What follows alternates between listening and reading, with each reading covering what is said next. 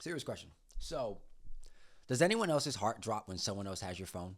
Because I had a homie I was kicking it with the other day, and he took a bunch of pictures of me while we were hanging out. And so when we got back to the house, I'm like, "Yo, let me see the photos." And he's like, "Oh, okay, I'm gonna send it to you just now." I'm like, "Okay, cool." And they always say that they'll send it just now. An hour goes by, he hasn't sent the photos. So I'm looking at his phone. He's on his laptop, and I'm like, "Yo, can I just go through the photos?" And then I'll send them to myself. He's like, "No, I'm gonna do it. I'm gonna do it. I'm gonna do it." I'm like, "Bro, what's taking you so long?" Like, he's like, "No, because I gotta look through my phone. I got a bunch of images in here." I'm like, "Bro, ain't nobody trying to go through your phone. I'm looking for my 8 to 10 photos that you sent me. I can just send them to myself real quick, and I can go on about my day."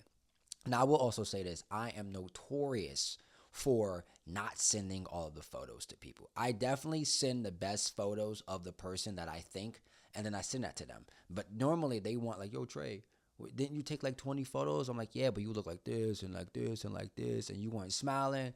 And so, and so I ain't send them. But like, "No, send me all the photos. Why you always do that?" And I think I have a good eye for photography. I'm not a photographer, but I can tell when an image looks good. And so, as a good friend, why would I send you photos that's bad? I'm only gonna send the best, highest quality. But yeah, I know some of my friends are gonna be like, "Yo, you suck. You always never send the photos." So, double standard. But yeah, like, I also just wonder, like, do people also get nervous when someone else has your phone? Now I know in couples, they get nervous, right?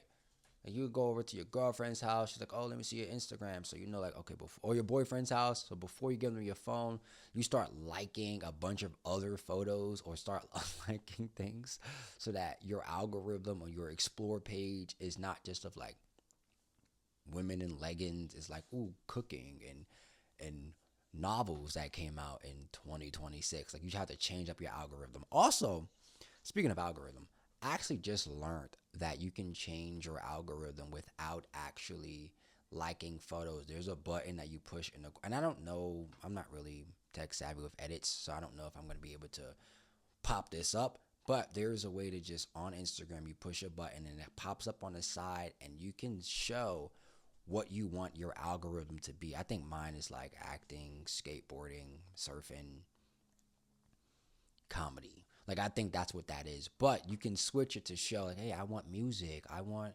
cooking, I want adventure, I want anything. And I didn't know that was a case because, like I said before, if I wanted all my algorithm to be of acting, right? I would type in the search bar. This is crazy. I would type in the search bar Al Pacino, and then I'd find an Al Pacino Instagram page, and I would flood the likes. But then when I go back to my explore page, it's of Al Pacino. So that was always really fun. But yeah, now you can just change your algorithm by a push of a button, and that's really cool. So, food for thought if anyone didn't know about that.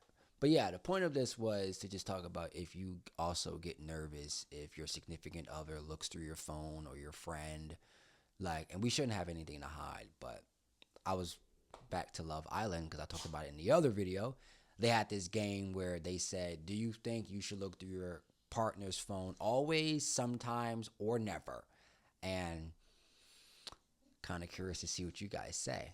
I know what I would say, but what do you guys think?